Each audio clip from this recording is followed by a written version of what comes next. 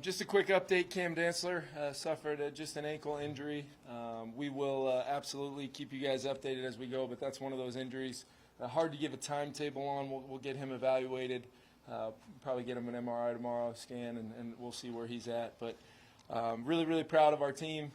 We talked a lot last night about being at your best when it's required. And how do you do that? You've got to first and foremost be able to overcome adversity, some of which we, self-inflicted, caused on our own.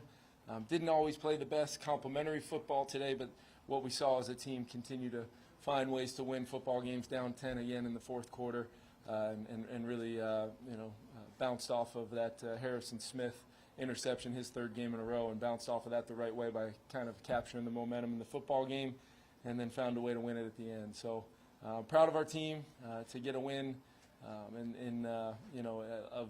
Of that magnitude, when you're down 10 and nobody one time flinches, we've got that mentality. That's kind of proven at this point of our team. We'll continue to coach better and execute at a higher level and find ways to continue to improve as the season goes on. So we're playing our best ball when it matters. Even after the penalty on the field goal, you guys go back out. Are you telling guys not to go down, not to score?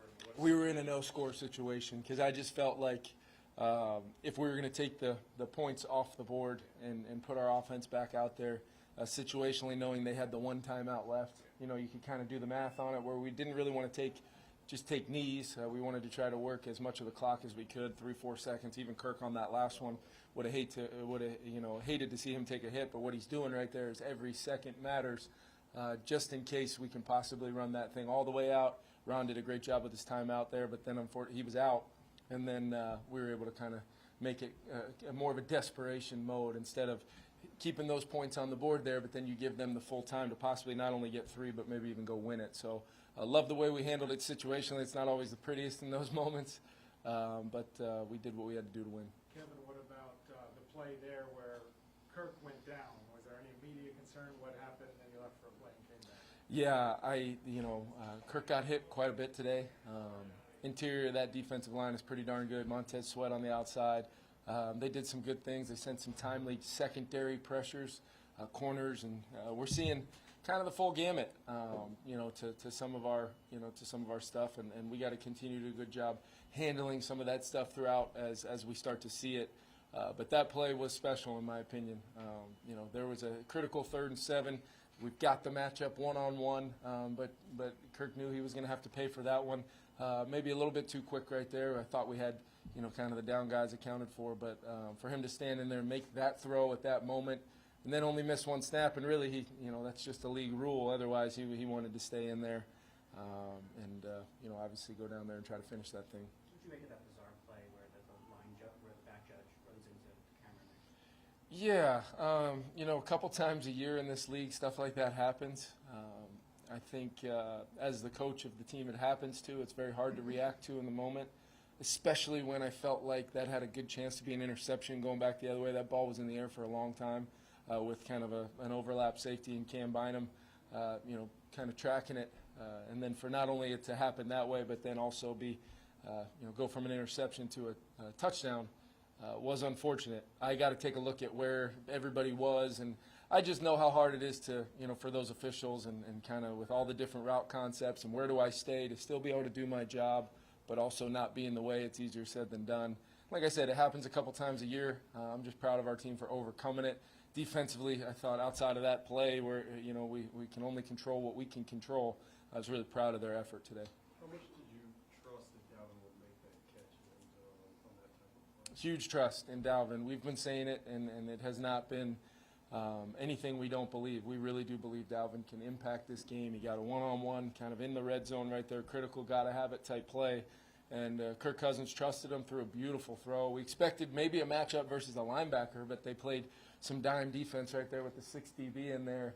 And for him to win, against a safety-type body right there and maybe fight through a little contact while the ball was in the air was pretty special and unbelievable finish to that drive. Just in general, with the pressure that they were getting, what did Kirk Cousins show you with his ability to kind of stand in there and make a bunch of impactful throws throughout the Yeah, he showed me what he showed me all year long. I mean, regardless of what it's like, some of these guys are hard to block, and Kirk knows that.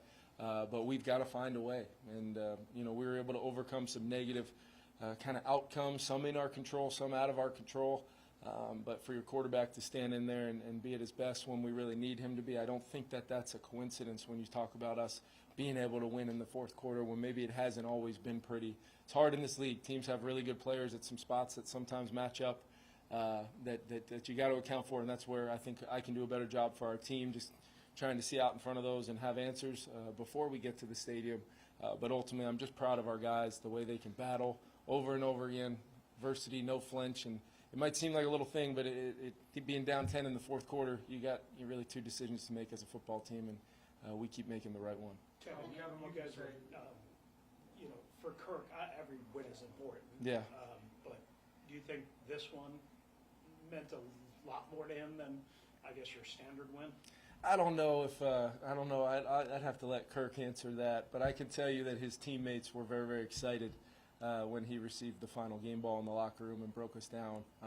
You can just feel what this guy means to his teammates, this organization, and as a first-year coach here, to have him as our quarterback, I feel very confident and feel lucky to have Kirk as our guy because he's playing at a really high level and overcoming some circumstances that, quite honestly, we're learning a lot about him, and I feel great about where he's at right now. Kevin, you talked about kind of trying to give guys a chance a little bit more, and you saw it, I guess, on the touchdown to Jefferson. How did you think he did in that regard in terms of trusting his receivers to make contested catches? Are you talking about the one at the end of the first half? Yeah. Yeah, that was what we were looking for right there, a one-on-one in that situation with a plan for kind of pressure and what they may throw at us. We still had our one timeout left, so if we didn't get that look, we had the ability to put the ball in play and maybe get a little closer and use our timeout. That was just my one point in some discussions afterwards was, hey, let's just make sure we understand, as we watch that's not a Hail Mary. That's a one-on-one to one of the best receivers in football. And that's what we were hunting, and I'm so proud of Kirk for throwing it. And it's unfortunate that it ends up being his only interception of the day on a play like that. And loved him giving Justin another chance there at the end, trying to get a touchdown on that third down before we kicked it for the game-winning field goal right there. But those are tough plays, bang-bang plays, and we're going to keep giving Justin those one-on-ones down the field, both in the red zone and in the field, just trying to generate chances to get our best player of the football. Kevin, what can you say about TJ's play Yeah. and getting up to speed so quickly after just arriving Tuesday? First and foremost, he deserves all the credit. Both him and Brian Angelico, the tight ends coach, they spent a lot of time together over the last 5 days getting him ready to play. We did not really dumb anything down. We didn't have a separate offense when TJ was in there.